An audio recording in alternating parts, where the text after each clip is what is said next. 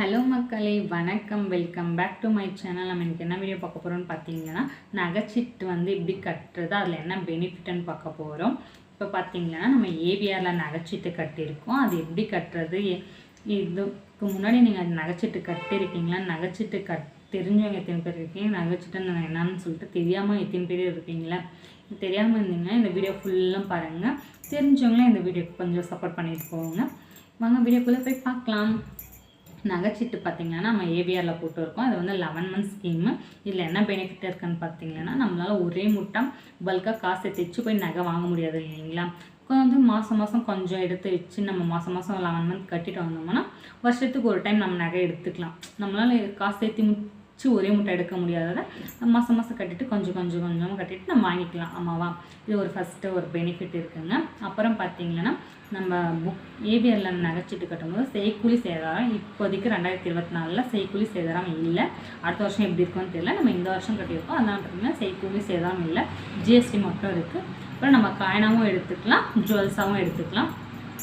அப்புறம் பார்த்திங்கன்னா இது அந்த மாதிரி தான் எப்படி கட்டணும்னு பார்த்தீங்கன்னா, மாதம் 11 மந்த்ஸ் கட்டிட்டு வரணும்.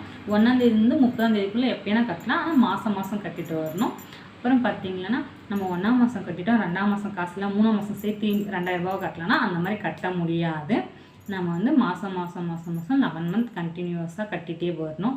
அப்புறம் பார்த்திங்கன்னா இன்னொரு பெனிஃபிட் என்னென்னு பார்த்தீங்கன்னா, இப்போ இன்றைக்கி நம்ம நகைச்சீட்டுக்கு காசு கட்ட போகிறோம். இன்றைக்கி என்ன தங்க ரேட்டோ அந்த தங்க ரேட்டை தான் புக்கில் என்ட்ரி பண்ணி கொடுப்பாங்க. நம்ம 11 மந்த்ஸ் கழித்து நம்ம வாங்கிக்கலாம். அப்புறம் பார்த்திங்கன்னா ஒரே மூட்டை நம்ம காசு சேர்த்துச்சு வாங்க முடியாதனால இந்த ஸ்கீமில் நம்ம ஜாயின் பண்ணி வாங்கிக்கலாம். இப்படி இருந்தாலும் நம்ம 60,000 இருந்தாலும் நகை எடுத்து தான் ஆகணும், 1 லட்ச ரூபா இருந்தாலும் நகை எடுத்து தான் ஆகணும்.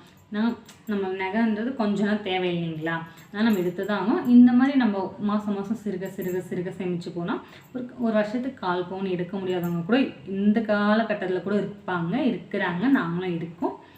அதனால் கொஞ்சமாக கட்டிட்டு வந்தோம்னா நம்மளால் இந்த மாதிரி சேமிக்க முடியும். இந்த மாதிரி இன்ட்ரெஸ்டிங்கான வீடியோ பார்க்கறதுக்கு நம்ம சேனலை சப்ஸ்கிரைப் பண்ணிக்கோங்க, லைக் பண்ணுங்கள், ஷேர் பண்ணுங்கள். இதுக்கு முன்னாடி நம்ம சேனலை ஃபஸ்ட் டைம் நீங்கள் பார்க்கலன்னா இப்போ தான் பார்க்குறீங்கன்னா அப்படியே சப்ஸ்கிரைப் பண்ணிக்கோங்க. பாய். வேறு ஒரு நல்ல வீடியோ வேணும்னா நம்ம கமெண்ட் பாக்ஸில் கமெண்ட் பண்ணுங்கள், வேறு போட்டுடலாம். பாய்.